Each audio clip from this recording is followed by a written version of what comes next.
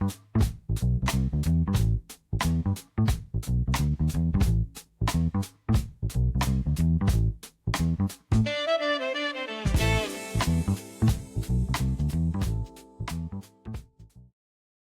going on, Mr. Cox? How you doing today? How you doing, Suleiman? I am doing well, man. Looking I'm forward. back from the cold weather. That's right, man. Yeah. You like it up here, though, man. Oh yeah. Oh yeah. My peoples are there. Grandbabies and son and daughter are there. So yeah.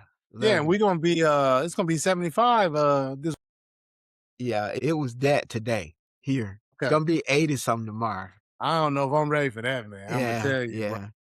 Yeah. ATL is not joking. The whole weekend it's gonna be over 80 this weekend. Okay, Yeah. cool. Yeah. So Well, look, man, we got a good one today, man. I think people gonna like this one, man. We just had the State of the Union, but we doing the state of us. there you go. Welcome to Gents Making Sense. I'm Tony.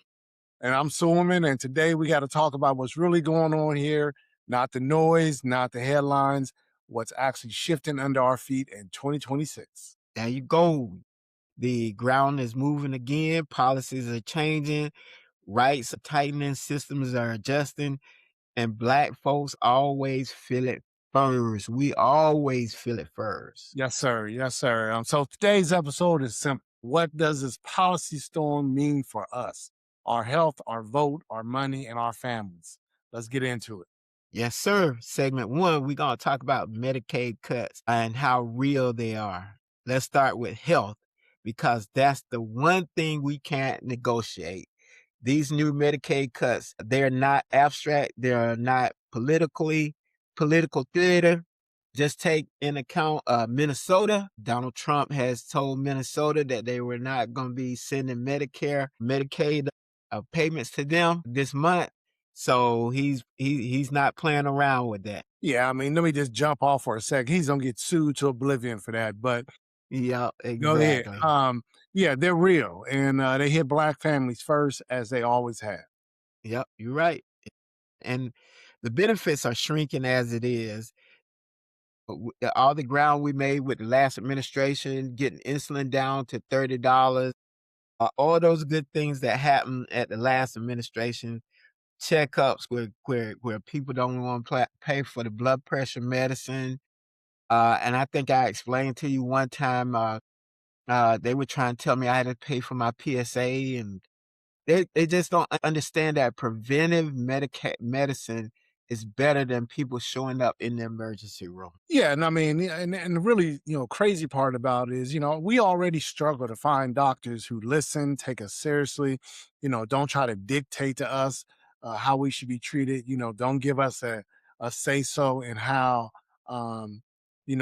we get treated. I mean, I know I've said on here before that one of the reasons why I'm with my current doctor is because the previous doctor I had, he was good, but I didn't feel like he was listening to me. I mean, I would tell him things like, look, man, I don't like the way this medicine makes me feel. Can we move something else? Or I tell him I was having some type of pain or issue. And I didn't think he was taking it serious. So I moved away from him to another doctor. So these cuts and changes to things like Medicaid and just health insurance across the board affects us more than it does other people. Yeah, and they always talk about we're paranoid. It's not paranoid. It's real stuff. It's real stuff that's going on, and we need to be aware. We got to protect ourselves in this healthcare system. And the crazy thing about it is they keep moving the goalposts and everything. You keep saying, "Yeah, we're gonna do this and we're gonna do this," and then they come back and no, we're not gonna do this and no, we're not gonna do that. Just in healthcare alone, for take for example for veterans, and you got a large part of our community that are veterans and stuff, and they said if you got disability and you're taking medication for your disability, Uh-huh. and the medication is making you better, we're gonna lower your disability rating. Stupid. Incredible. That's just stupid. The disability ain't gone nowhere. You taking medicine to control it.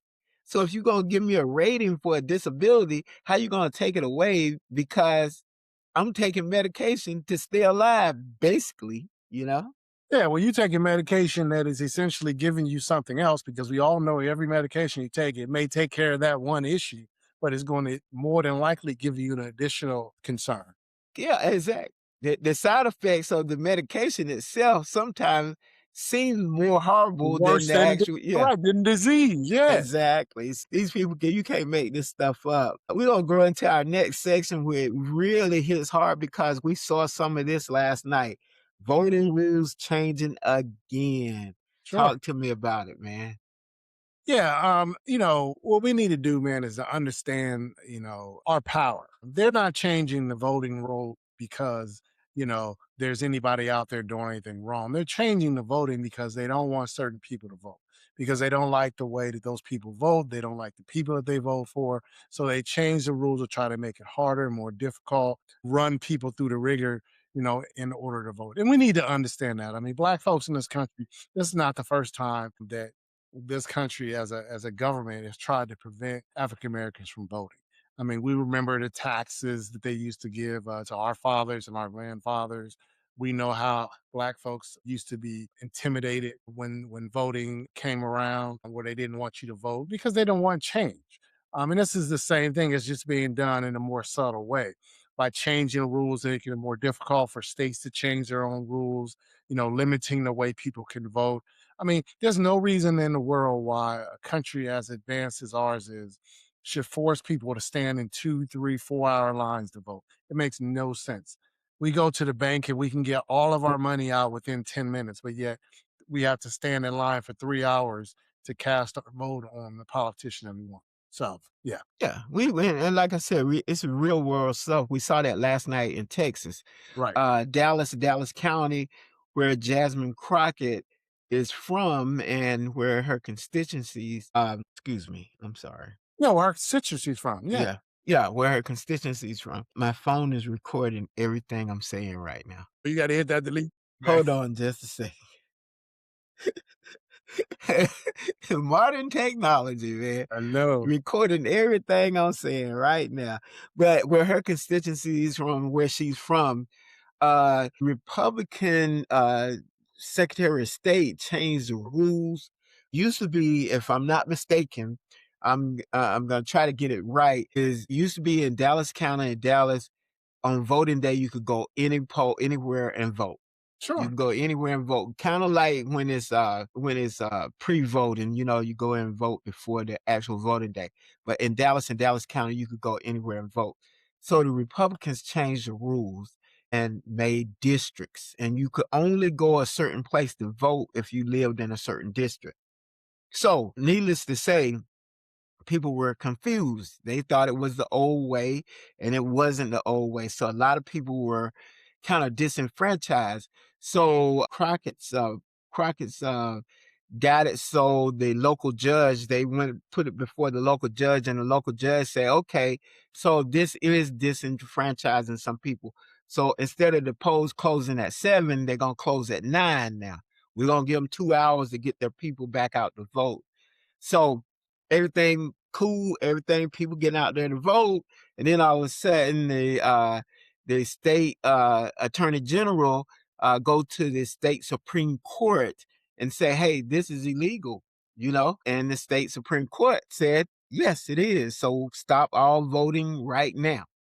And any vote after 7 o'clock, set them to the side. And right now, they're not going to count. So Jasmine Crockett and her camp put in a counter lawsuit, and now they're waiting to see what happens with that. But she went on and conceded today. She conceded this morning the vote and everything, and I believe she lost her challenge to go to the Senate. The crazy thing about that, and this is a point of interest for me, is now she's lost her seat in Congress too by running for the Senate. Sure. That was the But plan. her pastor in her church has her seat now. So, but That was the plan the whole time. yeah. Is that certain people in Congress don't like Congressman Crockett Those because are Democrats too. We need to say that too. Establishment Democrats, they don't like her, and I don't blame Kamala Harris for what she said at one. Of course, she was on a panel and they asked her was she gonna run for president. She said, "Hell no, y'all ain't gonna fool me again. Y'all ain't ready for that." people saying they gonna vote for me and don't vote for me, you know? They just not ready for a strong black woman to stand up there and, be the best that they can be. And we're not just talking about things like that happen in Texas. This new ID requirement is just, kinda stupid. It's really stupid. It's an old playbook, but they making it sound like they make it sound like it's just an ID to buy drinks. You get an ID to do this. They make it sound real easy. They're not telling you the devil's in the detail. It's not just your driver's license. You got to have your driver's license plus another form of ID, which is Well, here's my once issue. again ridiculous. You Well, know, here's my issue. My issue with that is there's no requirement in the United States that you have to have identification. There's no requirement that you have to have ID unless you want to drive or unless you want to go somewhere where you have to show identification to get a service. But there's no law in the United States that says you have to have identification. If you want to provide everybody in the United States with an identification voting ID card, then fine, let the federal government pay for that and give every citizen in this country a voting ID card. We used to have them. I know here in the Commonwealth of Virginia, you have those little paper cards yeah. that tell you where to vote and your name and things like that. Well, they took that away. A lot of the states like that's not valid enough. We wanted an ID that shows your face. Well, if that's the case, then provide the citizens of this country with something that you think is legitimate, and you pay for it, federal government. It just don't make no sense to continuously show an ID for something that by the Constitution that you should be able to do anyway. It just don't make no sense. And I remember when we in Georgia, we get those same cards that Yep, tell us that we're registered voters and yep, what precinct that we go vote to. And you normally take that to the precinct with you. yep, But they stopped that in Georgia. yep. So in Georgia, what we do now is just show our driver's license, and it has all that information on it. You don't Only need problem I no have listen, the only problem I have with the driver's license, Tony, is the fact that not everybody in this country drives.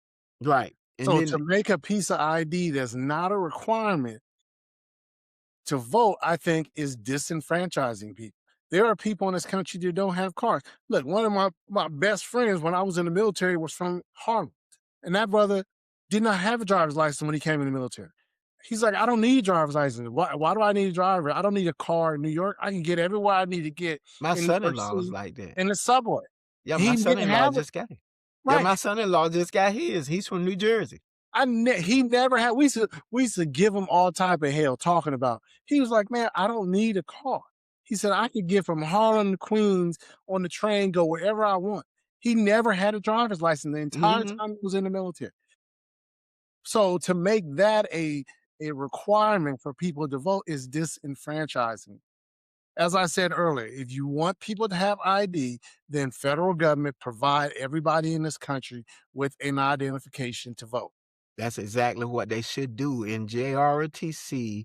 When I Yep, taught JRTC, even in the military, if you're gonna require a soldier, sailor, or airman to do something, you gotta yep, provide it for them. exactly. You know? So, it ain't that hard. They make it seem like it ain't that hard to get an ID, but it ain't that hard for you, the federal government, who dropping 5 and $10 million bombs on people that we don't need to be dropping on right now to make Exactly. IDs, really. You know, one bomb costs as much as it would take to make IDs for people, you know? Oh, yeah. That's really stupid, man. So we gotta get ahead of the game. If they're gonna change the rule, we gotta do what our forefathers do. You move the goalpost, we're gonna run a little bit farther and a little bit harder. We Yep. still gonna make we still gonna we're gonna still win in the end. And that's all I had to say about that. Okay, 73.9% of the equality pie. What does that mean? Let's zoom out. The National Urban League dropped their State of the Black American report, and the number that stuck with me was 73.9. That's how much of the equity, the equality pie Black Americans hold. Not 100, not 90, not even 80. That's crazy. And Right. before anybody say, well, that's better than before, let's be clear, we're not comparing ourselves to our past oppression. We're comparing ourselves to our full humanity. That's another thing. That's another thing that always dropped in our lap. Well, it's better than what it used to be. Right. You know, We supposed to be full citizens now, you know? So it's better than what it used to be is a poor excuse for just shut up and color, really. yeah, it's just, I mean, but I think that, some of the people in our community still have that mentality that, hey, it's better than it was before, as opposed to saying the truth, which is we should already be there and beyond, and we should be using above where we used to be as a stepping stone to get further along. It's not about shame, it's not about strategy. This thing has levels, man, and I think Black people need to realize that overcoming the systematic racism that we have in this country in some sec requires a multi um, level approach. And so that's where we need to move forward. I agree. I mean, we are way beyond where our parents used to be, but we aren't anywhere near where we need to be in order to be more competitive in the country. Exactly. Exactly. As you know, the month of February, we try to tie all our episodes together and everything. And I think it's a good idea that we continue to try to do that to show Black America in particular and Black men Hmm. more generally, I mean more specifically, where we're going and where we're trying to go and everything. So with that note and everything, our segment 4 is we've survived every storm. We talked about that last week. Let them know. Last week was let them know. This Yeah. week, the state of us, and we've survived every storm. Yeah. Go ahead and run with that Yeah, I was segment. gonna say, what's wild, man, is every time America hits a turbulence, some type of trouble or some type of concern, Black folks feel it first. We are the ones that steady the ship. We've always done that. We've always steadied the ship and said, despite all of the deficiencies that we have in the United States, Black folks have always been the folks out there saying, even through it all, we're still the ones standing out front saying America is a good country. America can do the right thing. It's always our people. We always do that. Just look at over the last few years. It wasn't Black folks that were sacking the Congress. That wasn't us. Exactly. For the most part, it's not African Americans that are out here wearing ICE uniform and killing people and shooting people and being disrespectful to our citizens. It's not us. It's not President Obama that's standing as the president of the United States and trying to erase a large portion of your population's history away. That's not us. So, I mean, at some point, there are other people in the country that need to start looking in the mirror and saying, you know what, we need to do our part. African Americans have done their part for 400 years in this country, and other people in this country just sit back on the sidelines and benefit from our struggle and our pain and our death. Yep, exactly. And we've never survived because the system protected us or saved us. We've survived because of us. That's why we survived. Take, for example, President Johnson gets credit for doing the Civil Rights Act and everything. President Johnson did that because Martin Luther King drug him across the line, screaming and hollering. Kicking the screen. Exactly. It wasn't him that did it. Nope. Martin Luther King put him in a position playing chess instead of checker where he didn't have a choice. Right. Yep. He put him in a position where he didn't have a choice. The Southern drawl he had and everything. He said, so he said, well, if you don't do this, this is gonna happen. Yep. And Yep. so he went across the line kicking and screaming, not because he wanted to save us.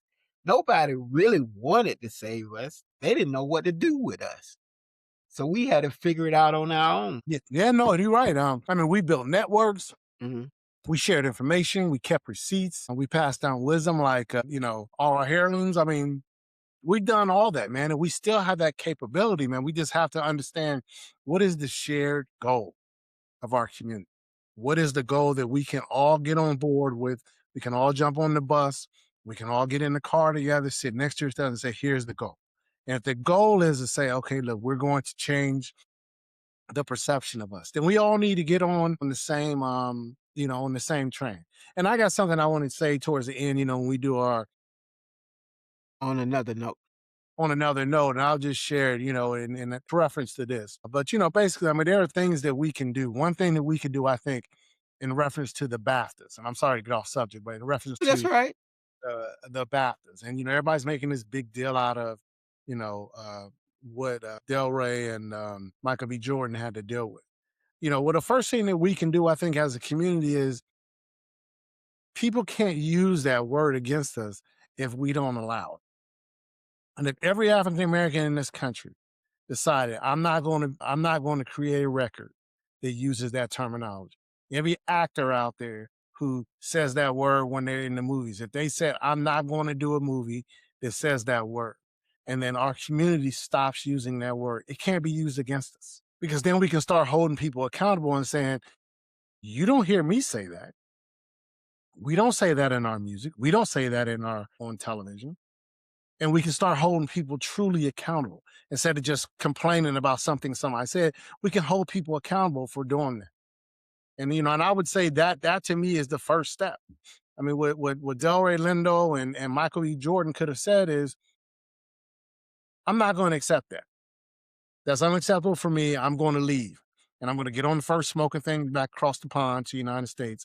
And I'm not going to sit here and be treated in that way. And then all the actors and entertainers and movie stars and rappers and music people stop using the word. And then we as a people can communicate with other people that that's unacceptable and we will not do business with you. We will not patronize your organizations if you use that word. That's the first thing that we need to do. But go Yeah, ahead. I agree. 26 ain't new. We've been through this before. You've heard this. It's just another chapter in our book. And just like we said last week, let them know. Let them know.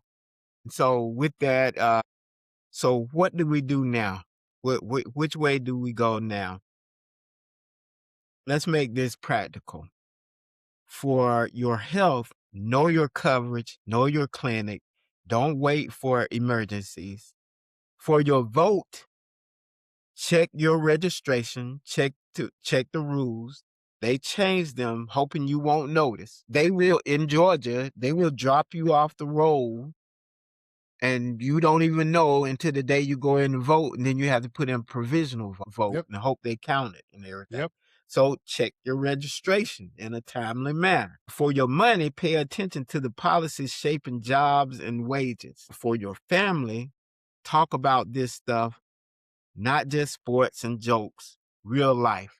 It's real life thing that men in particular, need to pull their families to the side and say, here, this is what we going to do as a family.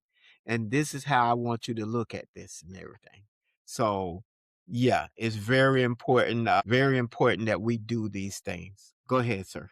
Yeah, I was gonna say awareness isn't paranoia, man. It's preparation, and our people used to understand that that's where the woke concept came from, or the word that they're trying to use against us. Use against Black it. folks used to always stay woke, which means we understood the situation we're in. We understood the assignment, so we prepared.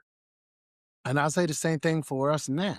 People have all these issues with the fact that law enforcement picks on us or pulls you over and stuff like that. My point is, if you are not riding dirty, you know what I mean when I say Yeah, I riding know dirty. what you mean.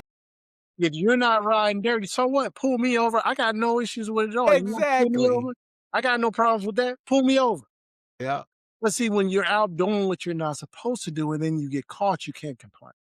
yeah, So exactly. we need to stay on top of that. Be aware of what they're trying to do. Be aware of the laws that they're passing to prevent you from exercising your rights. Mm-hmm. Make sure that when you're out driving or walking around, that you're not dirty, that you are clean. That's what all you have to do. And Yeah, then they're not yeah. waste their time. And human beings are going to do stuff as long as they get a rise out of you, as long as they catch you doing something, they're going to keep doing it. But the second, I call it pushing button. They right, push your button and wanna see how high you gonna jump, how right. much you gonna scream and stuff. Go ahead, I'm Well, sorry. know your rights. That is what I've always said to people. Know your rights. When you get pulled over by law enforcement, and I'm not picking on law enforcement, I'm just using it as an example. When you get pulled over by law enforcement, you have a constitutional right to keep your mouth shut. Why not do it? There's nothing that you're going to say when you're out there on the highway that's going to change what that officer is going to do. Nothing you can say is going to change that. Exactly. Give that man or that woman whatever it is that she's requiring you to give her as far legally and move on. Take the ticket. You go fight it another day. You go fight it in court. You're not going to Yeah. win out there on the side of the road, pitch dark on I-95. Mhm. Just take the ticket and move on. Yeah. And Or so worse. again, I'm just going to go back to saying, stop being paranoid and let's start preparing for what people are trying to do to us. Exactly. Closing Close this out out. this. Yeah. Close it out. State of us. So the state of Black America isn't hopeless. It's not doomed. It's not defeated. We've never been hopeless. We've never been doomed. We've never been defeated. As I said last week, no other race of people in this world could have gone through what Black Americans have gone through in this country, FBA, Foundational Black Americans, and been as successful as we are. I've said this multiple times. You've heard me. You're probably tired of hearing me say this.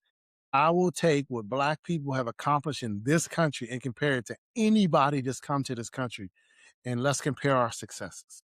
Yep. It's aware. Yep. It's aware. It's awake, and it is on a mission. It's aware. It's awake, and it's in motion. I'm sorry. And take that word back.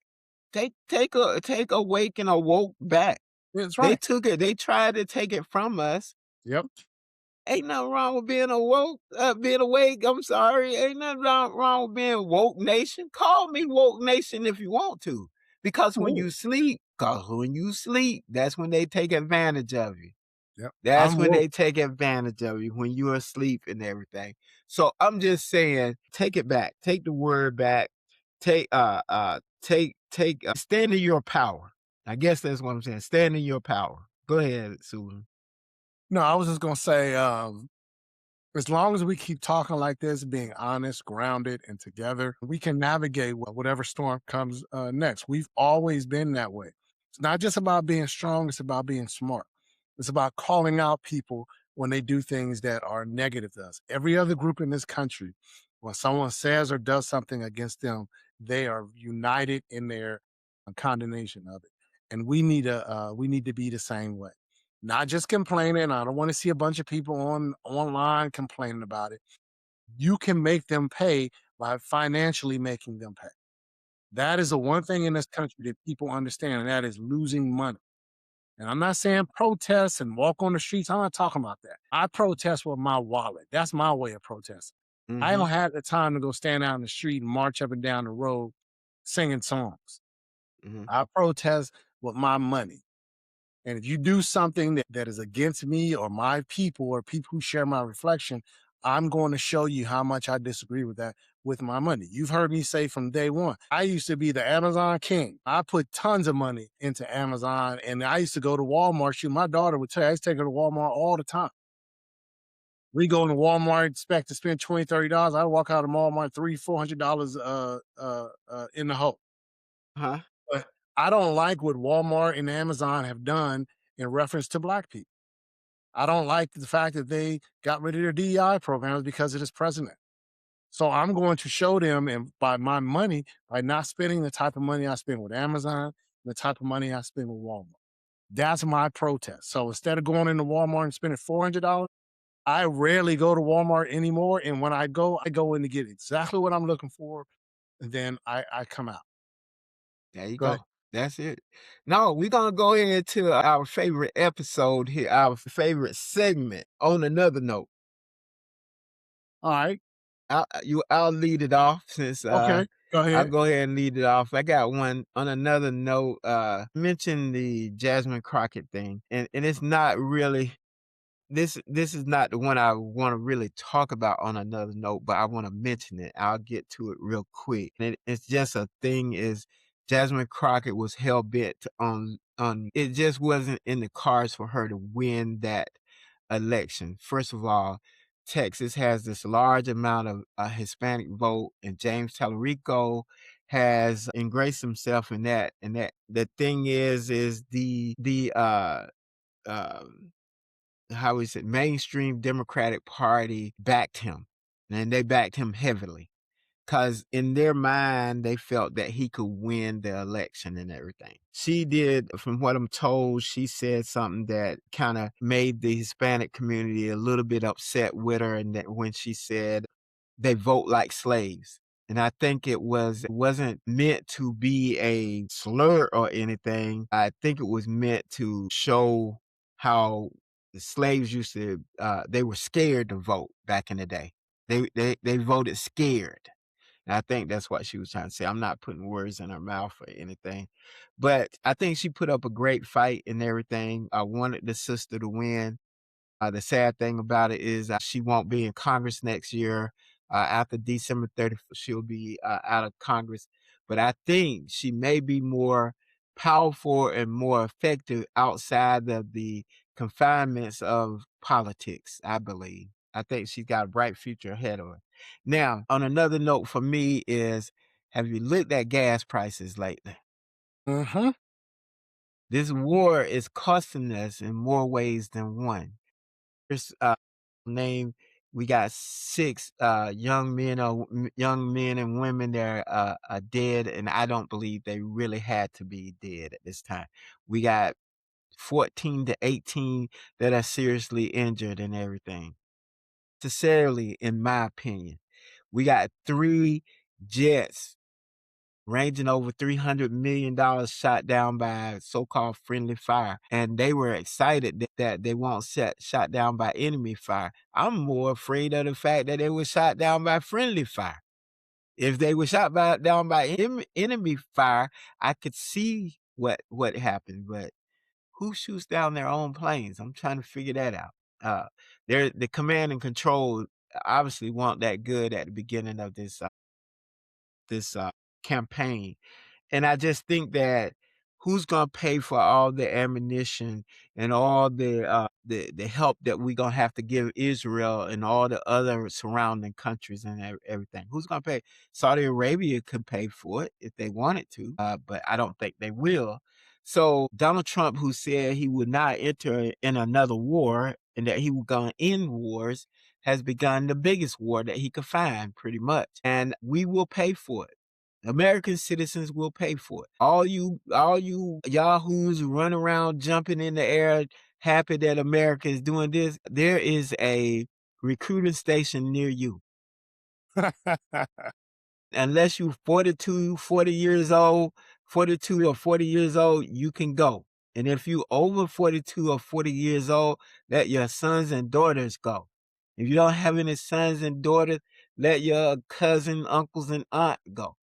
Go serve. All you that's jumping up and down, yay, our military and everything, go serve. They couch warriors, man. Be about it. Don't talk about it. Be about it. That's mine, sir. Yeah, I appreciate that, man. I'll just jump on really quick with Congressman Crockett. I mean, we said on here before, and I'll say it again. I love her. I think she's a good sister, and I appreciate what she did in the Congress in the limited amount of time that she was there. I hope that she stays on our side and help us get this country back on track. But you know, if she sees this, I actually think somebody who related to her has seen our show. We support her. We're going to continue to support her. I wish I lived in the state of Texas where I could have voted for her up in the Dallas area, but hey, she gave it the good fight. She's a good representative. Stay active, sister. Stay active on TV. We need you. We want to hear what you have to say. You know, Thanks so for saying that. yeah, we support you. But I mean, I'll just finish up what I was saying about BAFTA. I think that African Americans, Black folks, need to recognize that we don't need validation from other people. We can set up our own award shows. We can set up our own shows that acknowledge our talent and our people. We don't have to go to England or to the Grammys or to the Oscars to acknowledge our own people. We can do that through the NAACP and any other awards ceremony that we put in place, but we don't have to worry about it. I don't buy BAFTA's excuse about it was a mistake. I don't buy the BBC's excuse about not editing it out. I think they purposely That's did that. real. Yeah. I think they purposely did it to make a point. And you know, we need to stop supporting these type of organizations. Why are our actors going over to London to receive awards? Who cares? I Exactly. mean, you know, Sinners is as successful as it is because People who look like Michael Jordan and Delroy Lindo went to see it. We're Mhm. the ones that made that movie a success. You don't need to go over to England to get acknowledged. You can do it right here in front of your own people. We can treat you right. We need to have our own stuff. Dealing, separating a lot of our stuff from the rest of what's going on out here is the positive. And the reason that I don't believe that it was a mistake is because Hollywood is a place and entertainment is a place of pretend. There's nothing that happens in a movie, on a show, at a award ceremony that isn't scripted. Nothing.